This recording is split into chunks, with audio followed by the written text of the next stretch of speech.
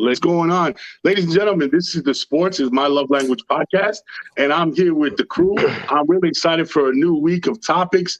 We're ready to pump it up. So for those of you that don't know, this is the podcast that takes what's in the mainstream media or what may not be in the mainstream media and literally grab it and put our own spin on it and really address some of the things that they overlook. A lot of times we feel that some of these programs, what they tend to do is they tend to really, for lack of a better term, pussyfoot around a lot of these topics, right? So what I've done is I've formulated a crew, right, that says, hey, man, we have opinions, and we really want to let our opinion be known, and we want to hear from our audience. We want people to tell us, hey, man, what do you guys think of these situations? So here we go.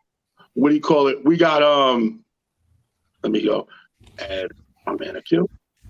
We got some really interesting topics today. We're going to talk about quarterbacks. We're going to talk about fans. We're going to talk about stock up, stock down. We have a loaded program. And as usual, we lead you into Thursday Night Football where we all give our predictions. First and foremost, let me introduce the crew. But before I do that, I want to give a shout out to our man, Uzi G. As always, he's been a part of the program since the very beginning. And, still got a lot of love for him. He's got a lot going on, doing some things, some big grown-up things. So hopefully we can get him back to join us again in the future. But for right now, we got Jen Vega. How you doing, Jen? Hi. Good. How are you? We got the new addition to the crew. We got Sean the Ump. Sean the Ump. He's an official, so we call him Sean the Ump. How you doing, Sean? What's up, everybody? All right. We got a guy, as usual, Javito. Javito, what's the word? You know how we do, brother. It's let's get it on. My man, Dre, always coming through in the clutch. Dre, what's good, man? Sir. Can't call it, man. Waiting to get started. All right.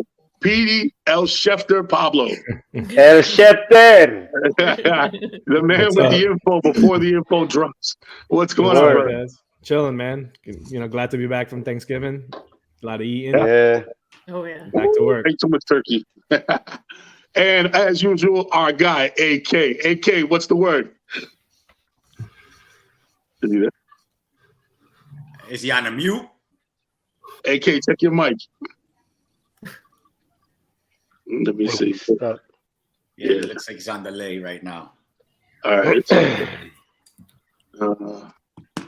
Little latency. Yeah, Mike. Let me just pass the info on to see if he. All right. So we're going to start off with the first topic of tonight, and we are going to hit it off with: are we giving up on quarterbacks too soon? There's been a trend lately where, in the past, quarterbacks, they kind of had a longer leash, and they were able to, they were kind of given the benefit of the doubt. We can go back to Peyton Manning and other quarterbacks that had really tough first years. And then after that, you know what I'm saying, they were given that leash. And I find that leash is shortened. So I want to hear everybody's opinion. We're going to start with Jen and work across to see what are your opinions on that particular topic. Do you think quarterbacks or teams and fans, you could address both of them, are giving up on quarterbacks too soon?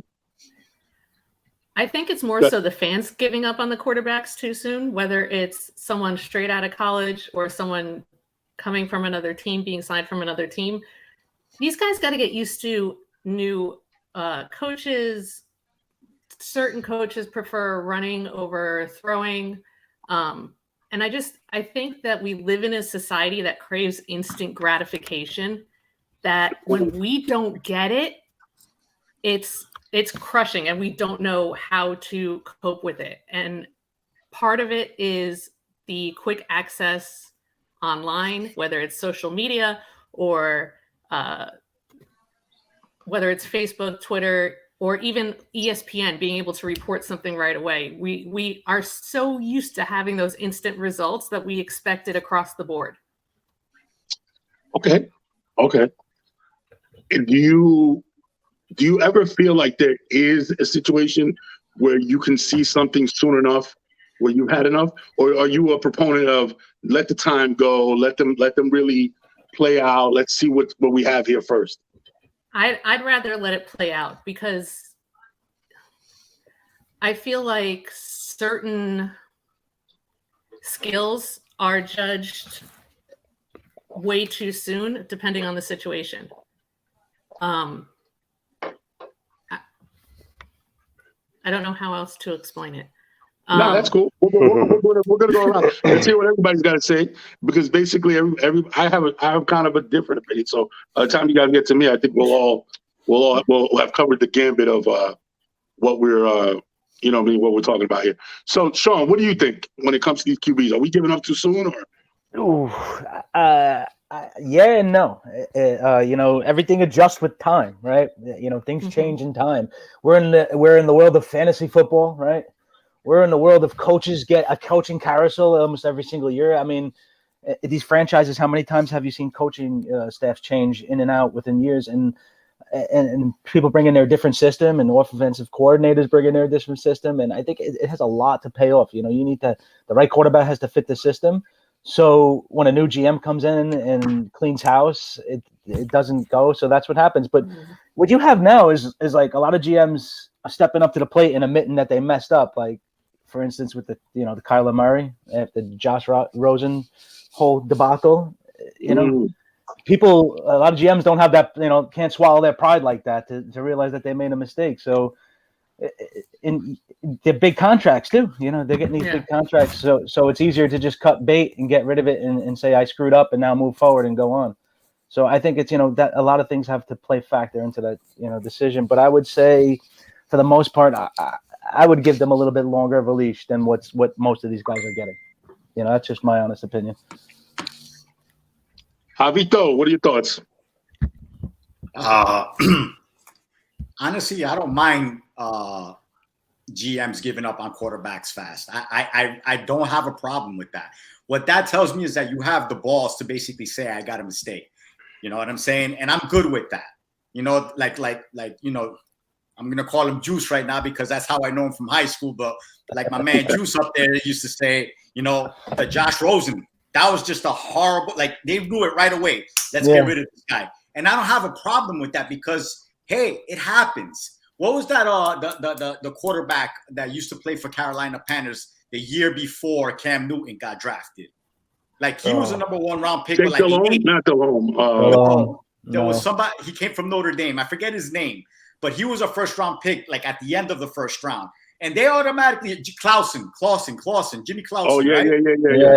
They automatically said, all right, you know what? Cam Newton's going to be way better. Let's just draft him now. Yeah. So, are we giving up on quarterbacks too fast? I don't have a problem with that. Give up on them too fast if you see that the results are not going to end up what you feel like it might be. Like me, I'm just going to say this right now. They gave Daniel Jones too much of a leash. To me, I'm just there this is not the draft quarterback class now. Now we just stuck with this guy. Has he had a lot of help? No, but has he shown you anything to say, yeah, this guy's the franchise quarterback for the next 10 years? Absolutely not. So I don't have a problem when GMs make quick decisions on quarterbacks. Okay. Dre, what are your thoughts? It depends, man. It depends. It depends on the need of the team at the moment. It depends on if the team has the capability to let a guy come in and learn under a veteran for a couple years, or they need a starter right now. It depends on a lot of stuff. It depends on the health of the organization. It depends on everything. So for me, I think they shouldn't give up on quarterbacks that fast, because if somebody was to do that to Peyton Manning, they would be looking like the biggest asshole right now 20 years later. So no, you're right. Let's just give these guys a chance to develop into what they need to develop into. The cadence is different. The playbook is different. The timing is different. And some of these guys aren't built for the media is different. There's so many different aspects that you want these 20, 21-year-olds to jump in and just be able to handle. And to me, it's like a little bit of you're asking too much of them too soon. Now, there's some guys, freaks of nature, that come by every so often that they're ready, man. You put them in, but they're the anomaly. They're not the norm. Normally, a guy needs some nurturing before he gets to that status in the NFL. It's my opinion. No, I hear you on that, and you made a good point about. Well, let's keep going because you made a really good point. You made a really good point. Go ahead, Pablo. What you got? So, as you guys know, this is the topic I put out there because here's why it bothers me. It's not about giving up on the quarterbacks right away. It's why and how they're giving up on these quarterbacks right away. Right. Yeah. I am a firm believer. If you're drafting a quarterback in the first round, especially in high first round, you have an obligation to build the offense around that quarterback. And we've seen year after year after year after year, some of these quarterbacks that didn't pan out. If you look back at how they ran the offense, how they tell the offense, it didn't fit their skill sets. You didn't build it. We don't know if some of these quarterbacks could have panned out or not. And to Dre's point about Peyton Manning, could you imagine if what is being done to rookie quarterback today got done to Peyton Manning on a rookie? Exactly. 28 interceptions. 28 They would have missed out. None They of would have these missed rookies out are on playing one of the greatest. that badly. None of those rookies are playing that badly now compared to Peyton Manning that rookie year. Exactly. And they would be like, no, we got to call for his head. He's just not panning out. He's out of here. Bust. Right. Ryan Leaf right behind him. He's a bust too, and for different reasons. So it's my thing is it's about how, what I think what spurned some of this recently has been first it was Mahomes, but Mahomes did sit. He did sit. And then when he took over, Andy Reid and Eric Bieniemy, it was Matt Nagy at the time.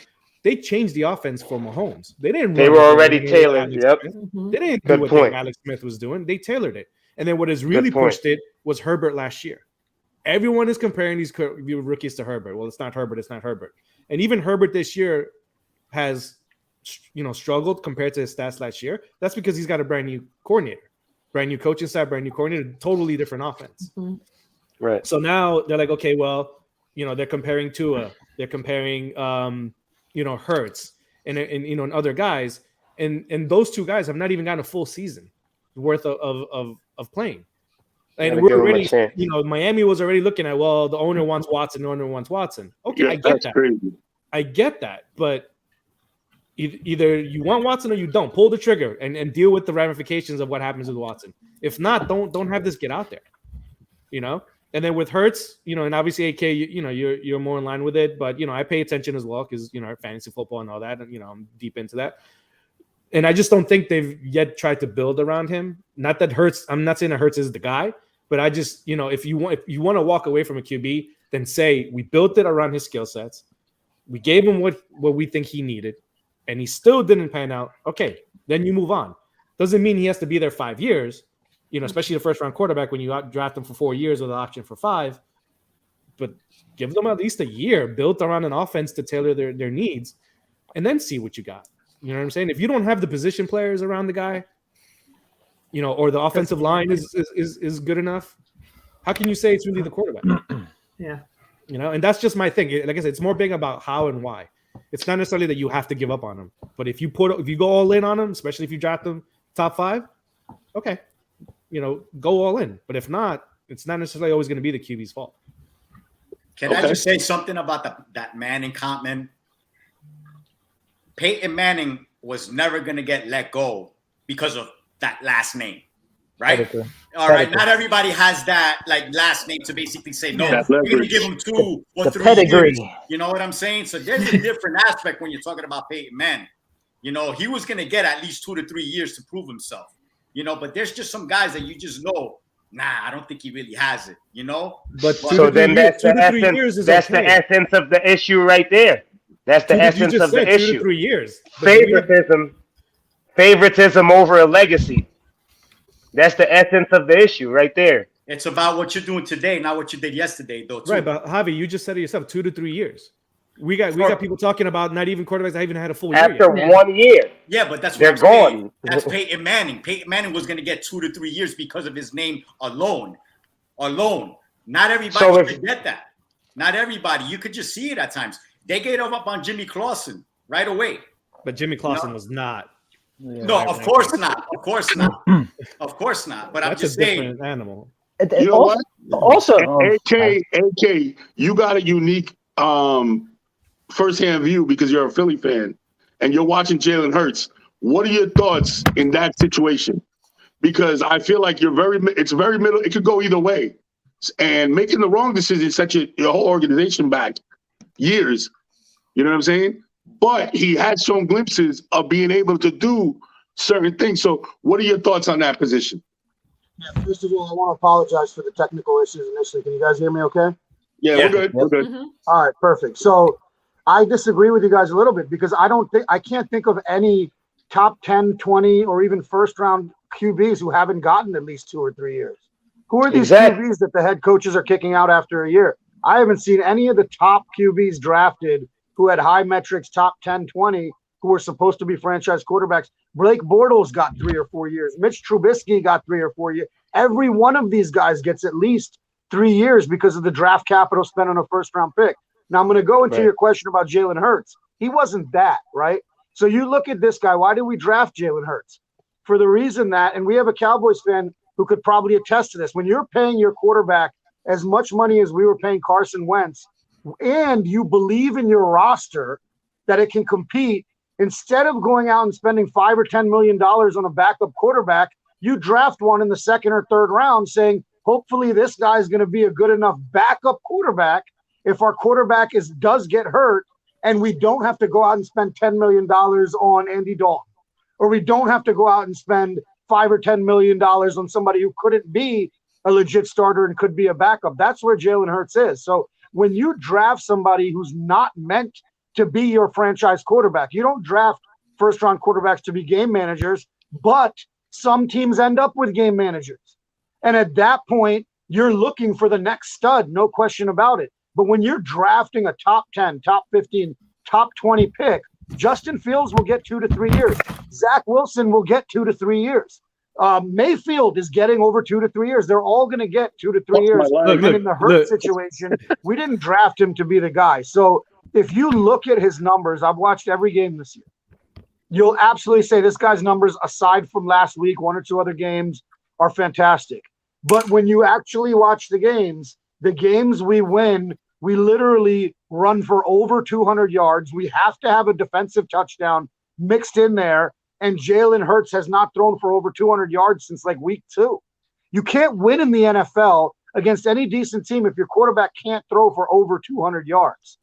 This is the problem. And so, I heard like Slay compared him, said he's like a Russell Wilson type player at that time, except not with the arm. Well, yeah, we love the way that he learns. We love the way that his, leadership qualities and all that. But we don't believe he has the actual arm to go out and win those games against the good teams when you have to win them. That's the only knock on Jalen Hurts. He's a one progression quarterback, which that you can hopefully teach, right? Like the more you get comfortable, the game slows down. But you can't teach that he can't throw down the field because he doesn't have the arm to do it. Right. So my question for you, AK, as a fan, is: are you ready to give up on that, or do you want Sirianni to build around what he has? It's a really hard question. We're going to take the rest of the year to evaluate. What makes it even harder, Pablo, is we have 3 first-round picks this year. We have ours, the Colts, and the Dolphins.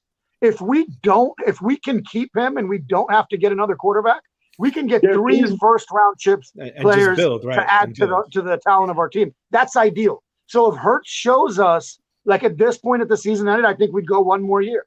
Unless you can get a Wilson or a Watson, right? We'd go 1 more year. So to your point about his not having the arm, okay, so obviously you can't sit there and build a deep attack, more or less, with that. You have to build the offense shorter, almost kind of like what Joe Lombardi did with Drew Brees on the tail end of his career, right? But do you think with Devontae Smith and and Rager and Sanders and Goddard as your primary weapons, can you build around that? Can you build an offense? Are they suited to build? I think if you have the opportunity to get a Watson or a Wilson, you got to pounce. If you don't believe that strongly in the other quarterbacks in this draft, you have to go another year with him and use your 3 first-round picks to address the defense. Our weapons wise, we have to get a little better. Smith is a player. Goddard is a player. Sanders, with the way running backs are, who knows if we'll even pay him to be here next year? But our running back room will be fine. Jalen Rieger, I think he's on sale Facebook Marketplace, $5 if anybody wants it. I think we have some talent.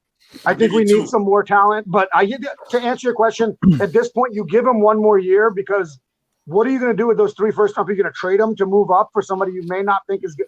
Right now, you got to give him another year. But that's it. Now, if he was a top 10 pick, this conversation wouldn't be happening. Wouldn't be happening, right? Because they don't do that's where I disagree with you guys. Like, I don't see these first round pick quarterbacks that are being discarded after a year. They may be getting killed in the media, but they're getting their 2 or 3 years, every one of them, even the bad ones. And then my last point, like, you draft these guys off of all your scouting. There's a different feel when you get them amongst pros. And in about a year or so, you can see who's a leader of men, who gets there early, stays late. Like, you also get a little bit of an idea if you got, a Peyton Manning or a Jamarcus Russell from a work ethic perspective. Right. And the coaches have a less time frame, so that affects it. Go ahead, Dre. One thing to add to what AK just said, like, I agree with a lot of the stuff that you just said, but then it's also with the GM and the organization. How much did they put into this draft pick? How embarrassed are they going to be? Somebody made the point earlier. How much of a man do they need to be to prove themselves right, even though they know already that they should be off of this guy? How long are they going to go until the ego lets them let go of this guy?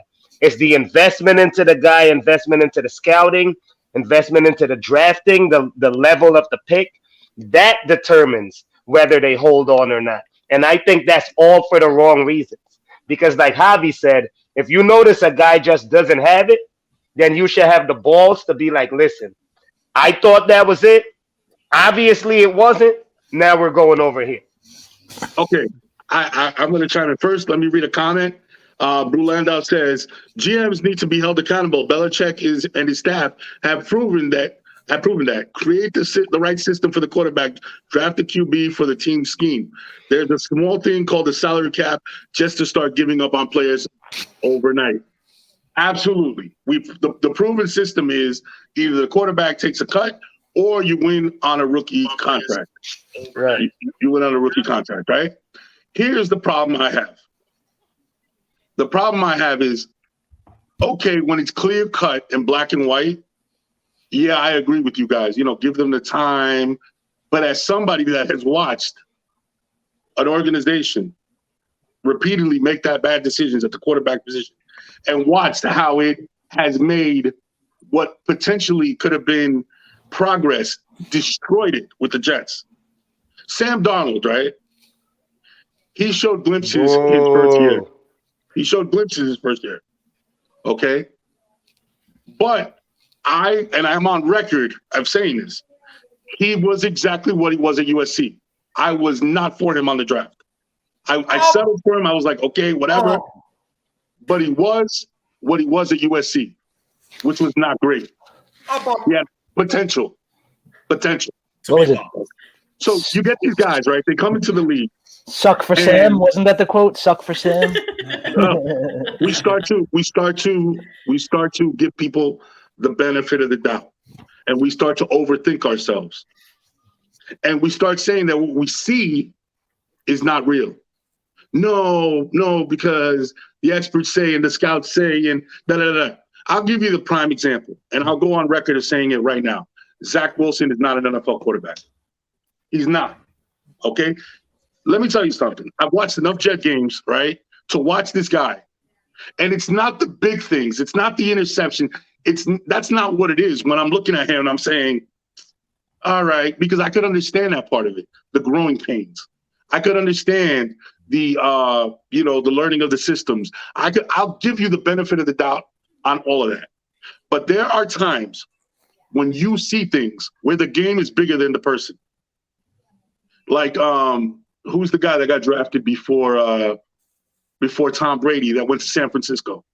He had all the intangibles.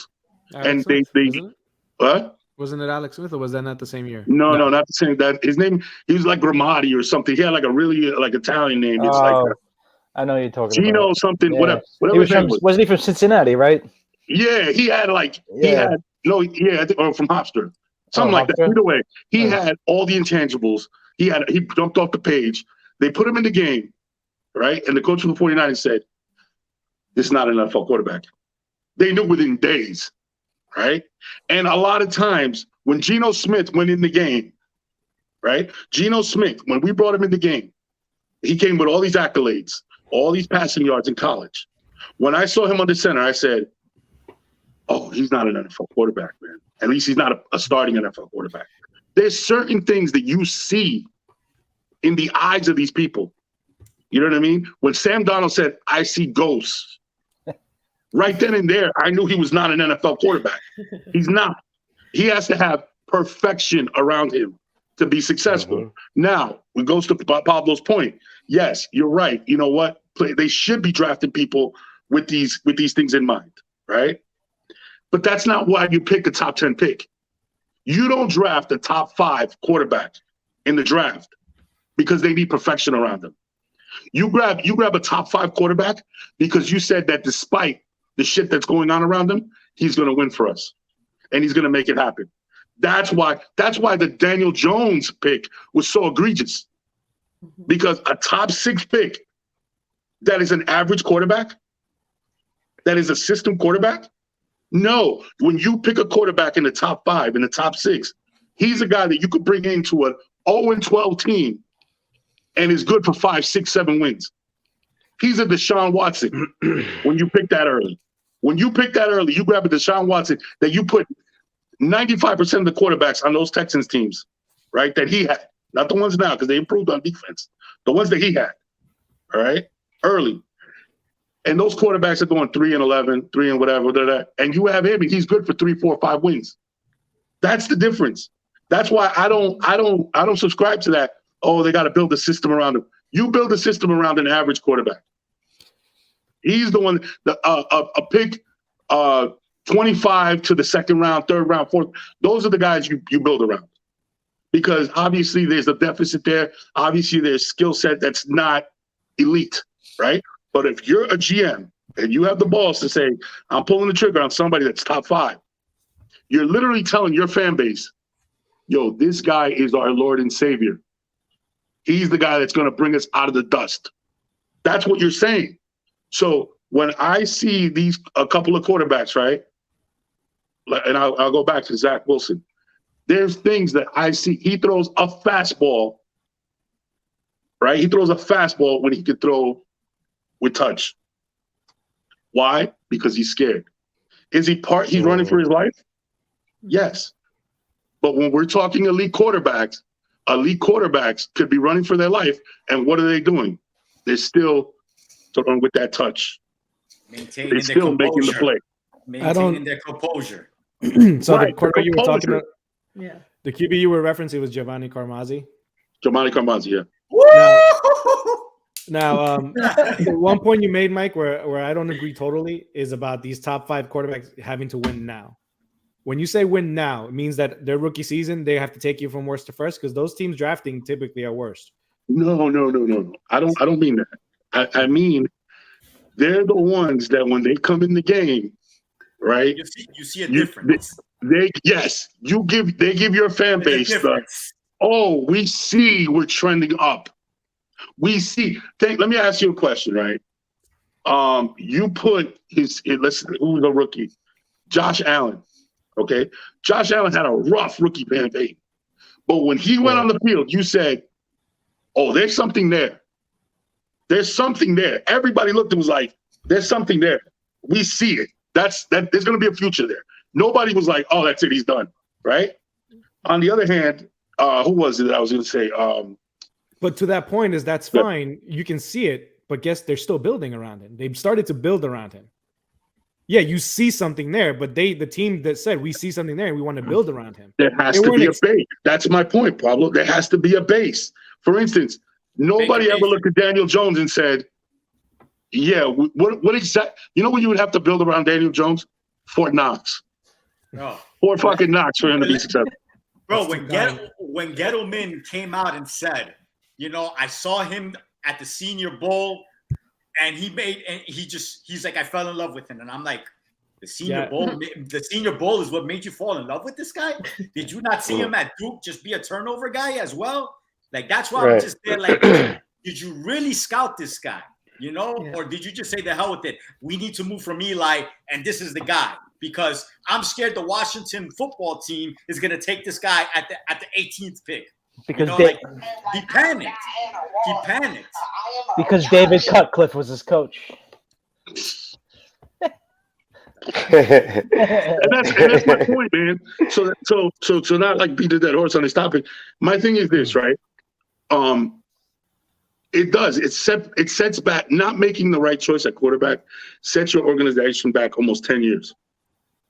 Okay, and here's the deal: we have a setup. There's a system in place already, right? Where with a rookie contract, 4 years, 5th-year option. So there's already something in place to kind of protect the team. My thing is this: what happens when you're in limbo? Better yet, let me ask this question to you guys: how long is long enough? Tomorrow. How long is long enough? That's my question. Tomorrow. How long is long enough? How much time? How much screen? Look, how much leash? You're saying limbo. I'm a Giants fan. We're still in limbo right now.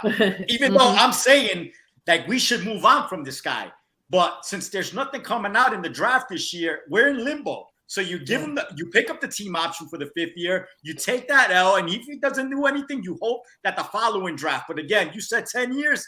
Absolutely. Because I said it from 2013. I was like, we need to start thinking about moving on from Eli. Mm-hmm. And we're going to go into 10 years of basically not really knowing what the hell the Giants are going to do. And all they're doing is basically been a losing team the last 10 years. Yeah, and the perfect example right now is Pittsburgh. They have nothing, no plan in place.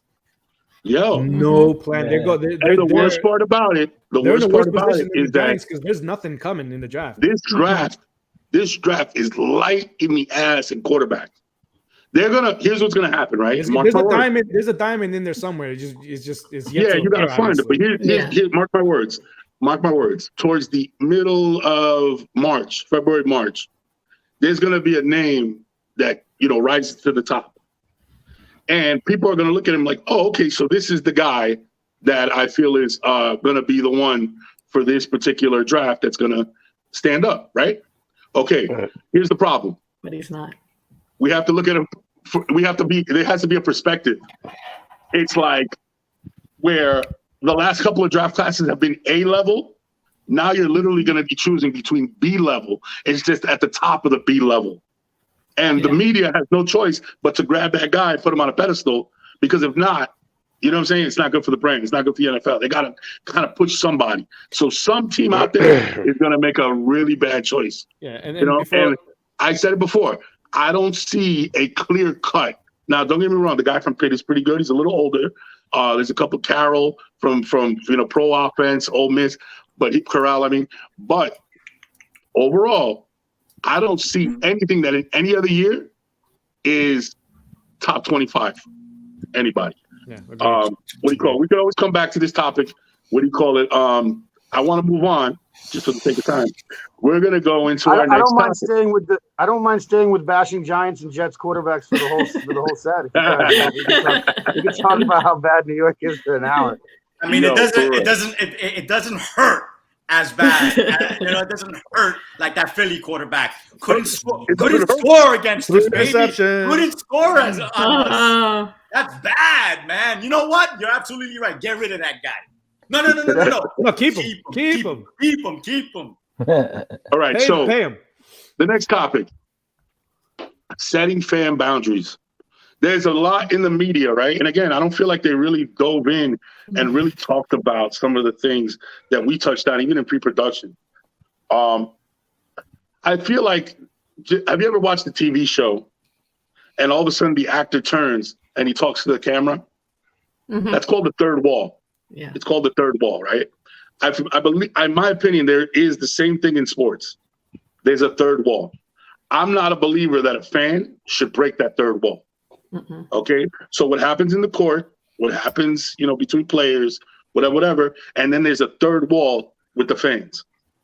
Okay, now there's been a lot made of recently because LeBron James had a fan ejected. Okay, but in the past we've also seen a lot of, fan interference, the malice at the palace. There's been other things. So I'm very interested to hear on everybody's perspective on fan boundaries, on that third wall. What are your thoughts about fan boundaries? Are our players thin-skinned? Should they be professionals? Whatever angle you want to take. But what are your thoughts on those fan boundaries? We can start, Jen. What are your thoughts? I agree with you. There needs to be that third wall, but then there's certain sports like, okay, if you've ever been to a Red Sox Yankees game at Yankee Stadium, that shit is crazy. The amount of screaming you're getting from both sets of fans at the players, but those players are just able to block it out. You don't see them reacting. They just keep playing that game, and they're having all kinds of things shouted at them from behind them. But I feel like basketball, you're right up there in their face. It's two different atmospheres almost, where a baseball player can kind of just move himself up a little, whereas a basketball player could be 6 feet from you, and it's way easier to taunt them. Yeah, and it's way easier to taunt them because they're right there. And I'm sorry, but when you take it to family, it's one thing if it's about their playing. Okay, that I get that. Curse them off about their playing. I don't care. But when it gets personal, that's where I have the issue. Which I agree. Was his issue.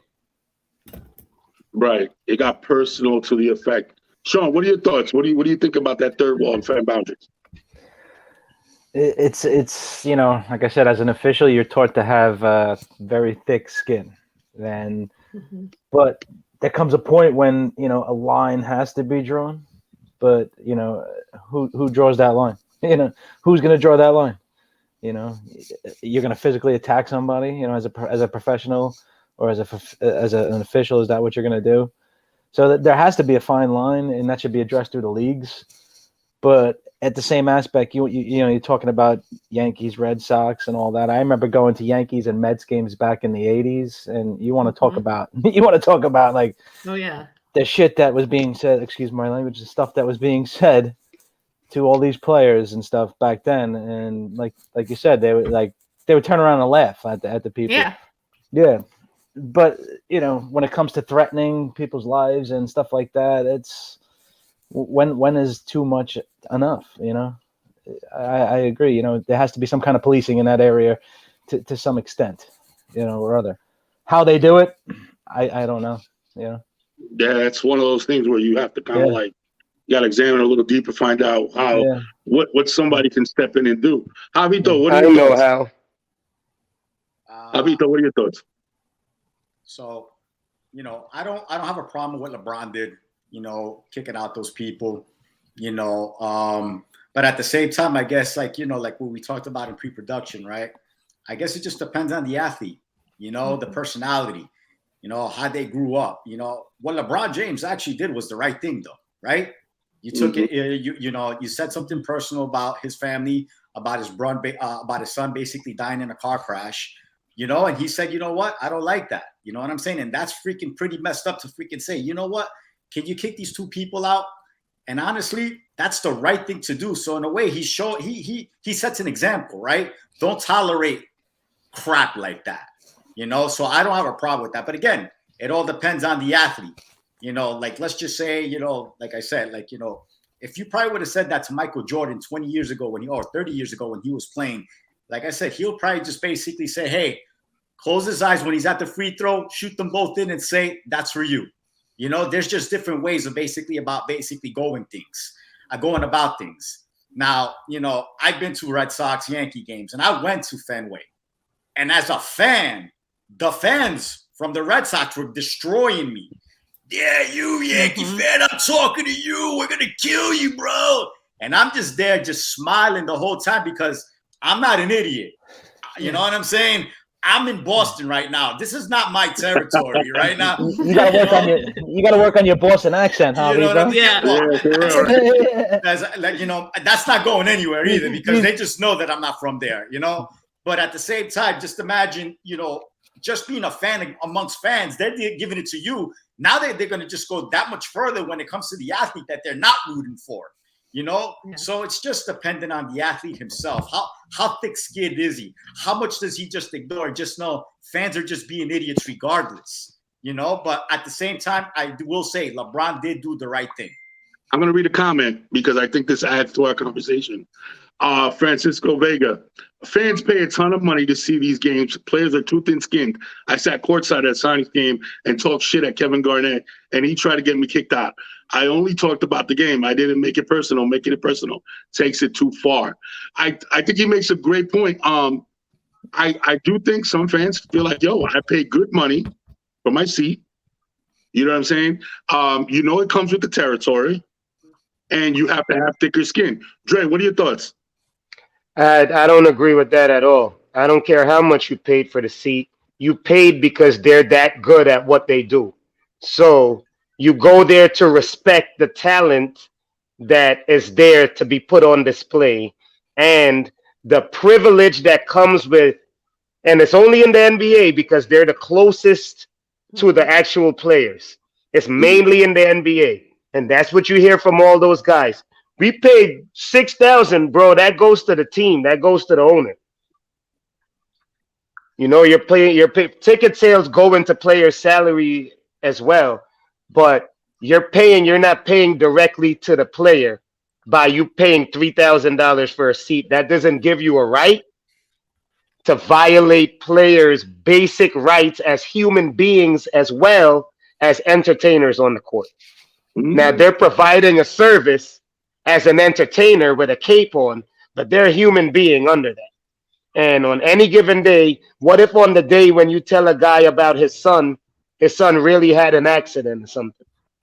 Or like that, that's just something generic, but like anything could spark. I don't think it's fair because I don't think it's fair to correlate the amount of money spent on a ticket with the ability to over heckle. And me, I'm the one that thinks heckling is necessary in sports. I think heckling and all the other stuff that creates a home field advantage, I think that's necessary in sports. I need that in sports. I don't want that to ever go away. But where is the line? And for the players as well, you're a player, you're on the court, you have to understand that heckling comes with it, man. I remember allegedly Kevin Garnett, somebody just said his name, told Carmelo Anthony that Lala looked like a frosted Cheerio or some crazy stuff. And Carmelo ended up back by the locker room for the Celtics, waiting on the bus, trying to get at him. But it didn't lead to anything. They kind of squashed it. But like now with the social media and now with the evolving of what's okay and what's not okay to say, this is where you're going to see guys nip stuff in the bud that would 15 years ago you would be able to say and everybody around you would laugh. Mm-hmm. So true. Petey Pablo, it's what's just the the word, time. So it's funny. So my desire that I wish can be done, and this is not realistic, for just so you guys know, is I wish if you know I'm an athlete and someone says I hope your kid dies in an accident, that I wish I could say, well, I hope your mom gets terminal cancer, right back away. But we know that the players can't do that, right? For many different reasons.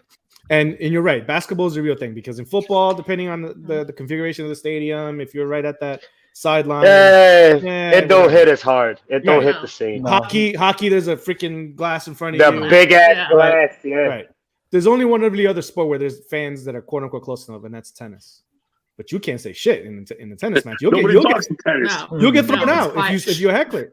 You'll be out of there. Yeah. Golf. Same with golf. Golf. You're right there. You'll get thrown out. So this notion that your fans pay, fuck them. You know what I'm saying? Pardon my French. Right. So that notion about what they're paying. Now, if you want to say that they suck and they can't shoot, they can't hit, that's cool. Cool. Yeah. Say it so you don't have a voice at the end of the game.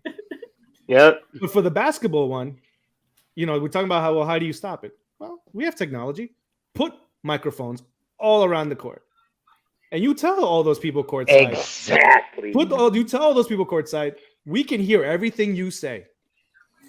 And if you cross a certain line, you'll get thrown the fuck out.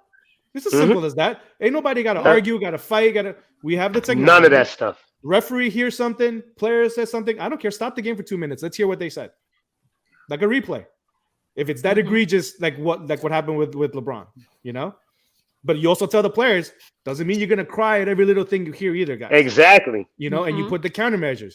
If you're gonna do this, if we're gonna stop the game for this, and it turns out they just said that you can't shoot a free throw in the not so friendly manner with language, you know what? We'll hit you with a technical foul, and that's your penalty. The penalty for being a fans is you get thrown out. You get thrown out.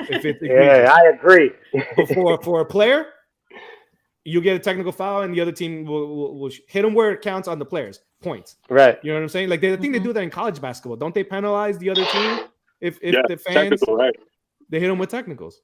Yeah, with the fans. Thing. Yeah. You don't have to start going with draconian measures. It's just we will hear what you say. You can heckle all you want, but the moment there's a certain cross the line, it's over, right? You're out. We can hear you. And that's it. It's as simple as that. I'm down with that. Basketball. At least for basketball. You know what I'm saying? All the other sports, like I said, depending on the sport, is not maybe you can't even hear most of the time. And that's it. And that's how I feel about that. At least on the Jen made a really good point because they say way more gruesome stuff in baseball. It's just that the distance kind of like softens it a little bit. Yeah. Because there's groups of guys. They got the bleacher creatures at Yankee Stadium. Once they get going on a guy, bro, I swear I would want to physically evaporate. Well, you can do that in baseball. You could maybe do the same thing in baseball behind the bleachers if it's really that critical too. Right. If you're that close, you know what I'm saying? Okay, true, what are your thoughts on fans in that third wall and crossing the line? So first of all, I'm curious. How do you talk shit to Kevin Garnett about his basketball skills? I mean, like, if he's getting you kicked out, what exactly by are you making up some shit? You can't ball. You can't recognize the defensive assignment. Like, it's funny how people remember what they said to people in a whole different way than I'm sure what they actually said. I also say, like, the players should be able to talk to each other to some extent because they're competing with each other. Like they're the gladiators. They're not the ones who are just coming to watch the game. I think that's different. I think this just mirrors society. Like the same way if you have a problem with somebody in the 1980s and 90s, you could legit say different things than you see them with the hands. Social setting with when there's other people around.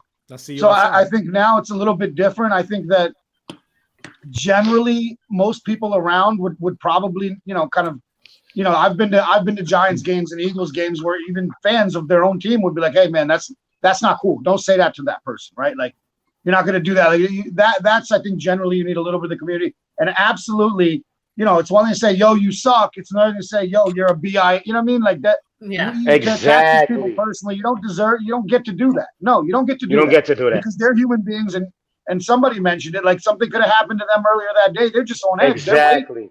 They're waiting, bro. Dog? Like, you know what I mean? So I think, I think you got to keep it to where you're keeping it to the court. Like, you're keeping it to you stink, you suck. Like you could even say you smell. I don't know, but to talk about somebody and say basically that you're not a legit human being or you're a chump and like you know what I mean, you're a bi. Just calling somebody a bitch. Their family is always off limits from a fan's perspective. I don't believe in that. And the few good apples are going to ruin it for people if it doesn't get taken care of, because then you're not going to be able to have the fans so close to the players. So I think that's super important. We're in a different era, which in this part I'm cool with. Like, you got to be respectful to the players, or at least don't be super disrespectful. You don't have to be respectful. Don't be super disrespectful. And to Dre's point, don't say anything that you can't say to a guy walking down the street by yourself. But that's my point. I think you need to have a little bit of you have to have those boundaries. Nothing wrong with LeBron. It's better than approaching the fan. Right. And no batteries at Santa. I'll tell you this, right? I'm going to ask people this. Or a dude you're playing pickup game with. If you have a beef with what LeBron did, then I'm going to ask you your opinion on the Malice in the Palace. Right? Great because fight. You cannot be against him nipping shit in the bud, right? And he's got thin skin, right? And then you feel like oh, those players took it too far. They started fighting with the crowd. That is wrong. They shouldn't be able to do that. What are they, crazy? These are animals. No, you can't have it both ways. Right. Either you agree, let's nip shit in the bud. Let's not let the crowd get involved, right? Or you agree, hey, man, you cross that third wall. Well, guess what? Now the players get to cross the third wall. And that's a problem. Mm-hmm. But that was You a know little, what I mean? that was And a little different though. They threw a bottle at him. Like, exactly. That's what I'm saying. You know, like, That's but- another line though. That's beyond. That's Yeah, like, nobody- no, but here's the thing. Wait. Here's the thing. There, if you watch the documentary, there was 4 to 5 incidents, right, that were brought to the officials' attention prior to that. So it's not like the crowd was innocent in the whole situation. They had already kind of been crossing the line with a lot of the players. All right. So what I'm saying is this: had earlier in that situation, we had a LeBron where he would have been like, yo, those people right there, they got to go, set the precedent, right? Where now that's never going to escalate. There is no bottle thrown because they know that these players are already being kept, the fans are already being kept in check. You know what I'm saying? Where I look at LeBron and I'm like, yo, don't get me wrong. Part of me is like, come on, man, you get paid a lot of money to get your balls right and fucking, you know, and really play. You know what I'm saying? What do you call it? What's the problem here? You know what I'm saying? But like everybody made the point, at the end of the day, they're humans. At the end of the day, we don't know what they've been through, what's going on with them. So we have to kind of like really protect them better. And really quick, Mike, I think Russell Westbrook was one of the early ones in Utah, because I heard in Utah, you get racial epithet thrown at you. Yeah, it's crazy You know up there, bro. And he was the first one that was like, and then other players came out and backed him up. Even Karl Malone came back and backed him up and was like, yeah, you know, having played there for many years, unfortunately in Utah, you get a lot of racial shit thrown at you. You know what I mean? So like, I just don't feel like the league has done enough to protect the players. You know what I mean? So if we're going to go to anybody, it's not LeBron, it's not the fan. I think there needs to be something set in place by the league to at least protect the players. And really, you know what I mean? All right. Really quick, Mike, before we move on, one point you made at the heart of it, and this is in general for all athletes, is they're viewed as entertainers. I'm the fan, I'm the Roman citizen, you're the gladiator in the Coliseum. You're here to entertain me. And that is at the root of how a lot of these athletes are viewed. Right. Okay. What do you call it? Here we go. So now we're moving on to the last part of our program, but one of the close to the last part of our program. Stock up, stock down. This is where we grab one athlete or one team or whatever in any genre in the sports, and we explain to you why we feel like they're trending upwards. And we talk about one athlete, one team, one situation, right, where we call them stock down. We feel like they're trending downward in our situation. So we're going to start off with Jen. Jen, can you give us your stock up, stock down? Okay, stock up. And I was mispronouncing her name in pre-production. It's Paige Beckers, even though it has a U in it. She is the first NCAA athlete to sign with Gatorade. She already has a deal in place with StockX clothing line. She's also in the process of trademarking Paige buckets to use in a future clothing line that she wants to design. And she says that her goal in all of this is not necessarily the money, but how she can advance social empathy, youth basketball, community involvement. She wants to do more than just be a face of a company. And Love it. Love it. Yeah. And I love that it's going to be another female athlete for my daughter to see. Because right now you can see Serena Williams all over the TV. Yes, and your daughter and Mike's daughter. Right now you can see Serena Williams in the Wonder Woman commercial all over TV. But that's pretty much it. Like where there needs to be more representation and more exposure for female athletes. So I love that she got that deal. My stock down, and I already spoke to Sean about this before we started. The SEC refs in general, they are the highest paid in college football. And unfortunately, because they're paid on a sliding scale, because they're the younger refs, even though they have experience, they're not compensated. Their hotel's not paid for, their transportation isn't paid for. they seem to be failing the league this year overall. There have been quite a few games in football in the SEC that have been highly contested. And most recently was the last 2 minutes of the fourth quarter of the Iron Bowl. And Sean and I spoke about it since he's a ref. Sorry, this way, because it's the opposite. And he agrees with me. There were calls that should have been caught that were missed. And I mean, the one call, the holding of the helmet, there was even a replay. And the ref watched the replay and still went, nah, we're sticking with it. Definitely stock down. Definitely stock down, man. Definitely. What I am like wholeheartedly in agreement with you, Jen. They shit the bed at the end of the game. All right, Sean. Stock up, stock down. What do you got? Stock up, Scott Boras. One word. Oh, Max Scherzer, $43.3 million for 3 years. That's it. That's all I gotta say. Stock up. Stock down, Brian Cashman. Diehard Yankee fan here. Right now, he is crapping the bed. All right, crapping the bed. I'm hoping that he's got a second half. Maybe if they end this lockout in a reasonable time, he could give us something. I don't want Carlos Correa. I'd rather have Freddie Freeman, but we'll see what happens. But Atlanta's not going to give him up. Right now, all we got is Mark Sanchez. Gary Sanchez. Yeah, Gary Sanchez. Excuse me. Gary Sanchez. He's irrelevant. That's why. Who cares? Gary, whoever he is, he's horrible. Coming from an ex-catcher, like, just can you frame a damn pitch? Like, just get me a guy that can frame a pitch and control a pitching staff. That's all I'm asking for. You don't got to break the bank on him. Get me a catcher, please. Brian Cashman, stock down. Stock down. Alvito, who do you got? Stock up, stock down. Before I go there, we're not. The Yankees not going to sign Anthony Rizzo. I don't know. All right. Anyways, yeah, Brian Cashman, I've been on you for years. Should have been gone years ago, but that's another story. But anyway, my stock up is going to go to Brian Kelly for leaving Notre Dame. Not because of that, but just for the fact that he left the prestigious program and he said, you know what? I want to go win a national championship. I don't want to win. I don't want to just make the playoffs. You know what I'm saying? I've made this program to what it is right now.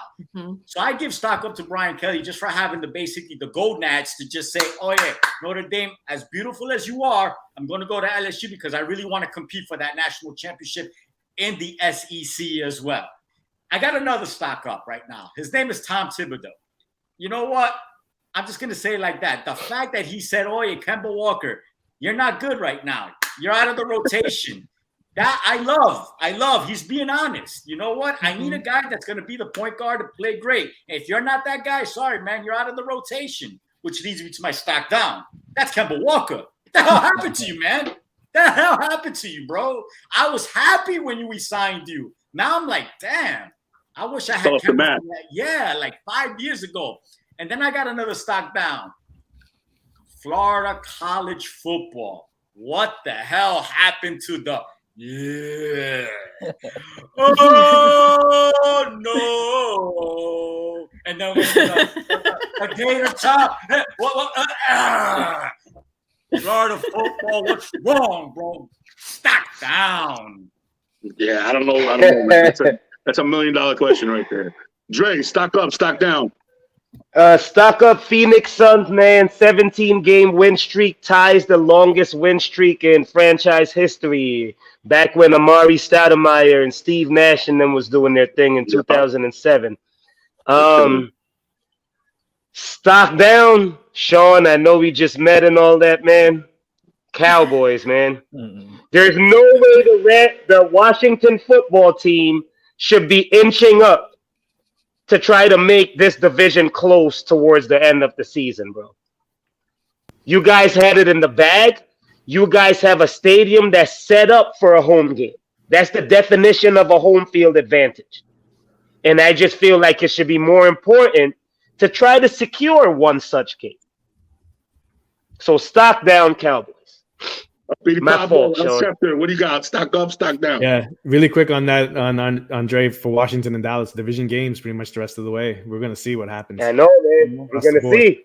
So, but it shouldn't be close. It shouldn't be interesting. Nah, yeah, it shouldn't be. Agreed. So stock up. Again, most of my stock up, stock down seems to be fantasy football related, but it is what it is. Stock up, Kansas City Chiefs defense. Last 4 weeks, Okay. they've been on fire. Pretty good. You know, they've been holding teams to under 20 points, I believe. You know, I think that trade for Melvin Ingram a few weeks ago, I think it's starting to help. It's just another body, another man in the rotation with Chris Jones and Frank Clark on the defensive end side. Benching Sorensen at safety and putting in Thornhill has made the huge difference because he was that weak point on the back end. And because they are playing better, that has allowed Kansas City's offense to not try to have to score on every play, you know, in one play. They've been kind of going shorter, you know, taking the underneath stuff and letting their skill players go, you know. So it's kind of coming together overall as a team. Stock down, Brian Daboll, the offensive coordinator for the Bills. You're one-dimensional, man. You're one-dimensional. You're advertising what you're going to do, and say Josh Allen, just run it and throw it. Just do all of it by yourself, and that's not going to help them. You know what I'm saying? Yeah. Do they have a star running back? No. Do they have capable running backs? Yes, they do. And you know, maybe with Breida, how Breida performed last week is maybe a good infusion in benching Moss. But you got to stop being one-sided and just putting it all on your quarterback to do everything. You got the skill position players. Use them, you know, the way they should be. Okay. AK, stock up, stock down. Let's talk some basketball. You guys with that? So here's what I'm thinking. Yes, sir. Phoenix Suns, right? Like I'm not a huge betting man, but remember thinking last year before they got Chris Paul, this team they were, I think, undefeated in the bubble. You could see Booker coming out of his shell, like really developing. Ayton was a nice, solid offensive and defensive center in a league that has maybe 2 or 3 of those. Bridges, I think, is a really good glue guy. He's not going to give you 25, but he's, again, a good defender, can hit a 3. Crowder's always on a team that wins, you know, playoff games. And now Chris Paul, who obviously is towards the end, but you just really got to love the symmetry they play with, how together they are. That team is really good. That team is really, really good. Are they going to beat a full-strength Denver? Are they going to beat the Golden State with Clay? Maybe. No, they not. They're really fun to watch, and they play basketball the right way. Now, the LA Lakers. Stock down. You are literally banking on, first of all, LeBron never used to get injured, but that doesn't seem to be the case anymore. AD is always injury prone. You know Russ is going to be out there, but they're banking on having to have these two guys both be healthy, both be in sync, their shooters to be on. I just don't see it right now, man. They can change my mind, no question. They get healthy, they can maybe rattle some off, but I don't see the Lakers as coming out of the West anymore. I don't see them making the championship series of the West. So for that reason, I think the Lakers' stock is down. What a beautiful day. I've got to talk about how bad the Lakers are, the New York Giants, how the Dallas Cowboys starting quarterback will never take a pay cut, so that team could actually sign some other players. I mean, this is fantastic. Thank you, guys. All right. My stock up is LeVar Ball. Yo, say what you want about the guy. Yeah, man. The camera 24/7, and he had the shows and everybody, and he was outspoken, and people were talking crazy. You're full of shit. No way. And now you have LaMelo and what do you call it? Ball and Lonzo doing their thing in the NBA, kicking ass. And now you have what is Langelo or Lagello, whatever his name is. You have him Angelo. on the verge of getting signed. And he's been back and forward from the D League to possibly being in the NBA. First, he's called out that he has 3 sons that are going to make it to the NBA, and his dream is. And now for me, nothing he says is out of whack. Nothing he says is unreachable. You know what I'm saying? As outlandish as I may think it is, now that he made me a believer. So stock up for LeVar Ball. Stock down. Does that include when he said he would take Jordan on a one-on-one? No, that's the thing. That's the thing right there. I think we all knew that his sons were good ballers.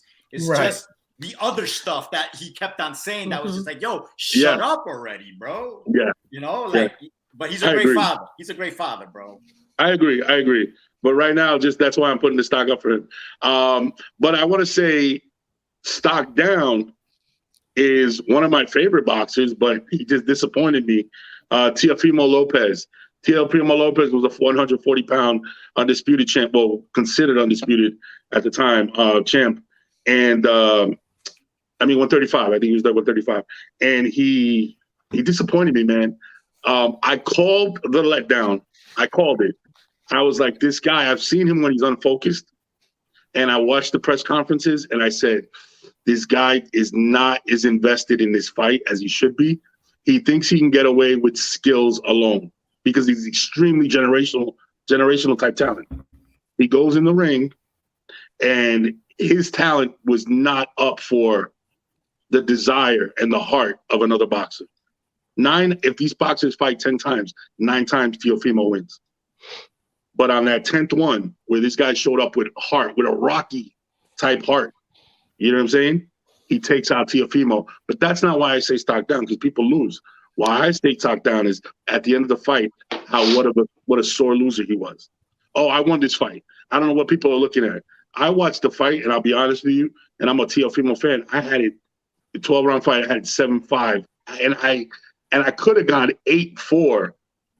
It could have gone 8-4 for Kambosos. So that's how lopsided the fight was. And the one judge gave him, it was a split decision, meaning 2 of the 3 judges disagreed. And then the third one had it, and I was like, nah. And this guy really got up on the mic. And not only is he not fighting he doesn't want a rematch. He doesn't want a rematch. And he's just going to move up and wait to a next fight. So he's not even going to address his loss. It's like he disregards it. And I think it's a big mistake because, buddy, when you move up, you better be not only mentally focused, but you better be on your peak physical condition. I think he was living in silk pajamas after he beat Lomachenko. Yeah. That's why I said stock down. All right, guys. Yo, Thursday night predictions. Let's go around. We're going to close the show. Jen, what do you got? Saints Cowboys tonight. Okay, I'm going unpopular with this. I'm going against the bet makers. I'm going because Thursday night football seems to be you never know what's going to happen with Thursday night football. I'm actually going to go with New Orleans playing the running game, running out the clock so that the Cowboys don't have as much time. New Orleans winning 31-27. Okay. No Kamara. All right, what do you got? What do you got? I'm biased, of course. You got to win. It's a win, and they got to win this game. I mean, I'm sorry, but you got Taysom Hill, you got known Alvin Kamara, you got DeMarcus Lawrence coming back, you got Amari Cooper coming back, you got CeeDee Lamb coming back. Dak has no excuses. This game has to be a victory. I still say Saints defense, slows it down with the, maybe they run the ball a little bit, but I just can't see them overcoming not having Alvin Kamara or their starting quarterback Taysom Hill. They do the RPO stuff, which will, probably shake the Cowboys up a little bit, but I predict low scoring 23-10. Okay. Cowboys, of course. So I got the Cowboys 29. And the Come Saints. on with the goddamn 29, bro. Every week with this shit. And the Saints, and the Saints 18. And there's a reason why, man. I'm gonna tell What's you the prop now. bet? What's the prop bet? Give us the prop bet. Who's gonna score? What way? Come on. You already know, baby. Dak Prescott's gonna score a 3-yard touchdown run, baby. 3-yard touchdown run, Dak Prescott. That's the prop bet. All right. Great. What do you got? I got Cowboys 24-21, and I said that fast so that I could give a shout out to the Arkansas Pine Bluff men's basketball coach for making his team run sprints mid-game. That's crazy. Shout out to him, bro. And congratulations, you played yourself to Antonio Brown. How dumb can you be? But yeah, Cowboys 24-21. All right. Al Schefter, what do you got? Cowturds 31. The Who Dat 17. I just don't think they have enough right now. They've lost 2 of their primary offensive line. Kamara's out. The third string running back, Tony Jones, is out. So they have to rely on Ingram, which I think he'll have a decent game because I started him in fantasy. And maybe Ty you got it, Montgomery CD, bro. but I just don't think they have enough. And that defense has been getting shredded the last 4 games. Okay. AK, what do you got? Well, yeah, I mean, the Saints have, first of all, props to Jen for being so brave to predict Taysom Hill is going to put up 31 points on any NFL team. So give you a little bit of Yeah, I credit. think he has like 80 yards all season. But since we now have a Cowboys fan on the broadcast, I'm going to go New Orleans Saints 50 and the Cowboys 6.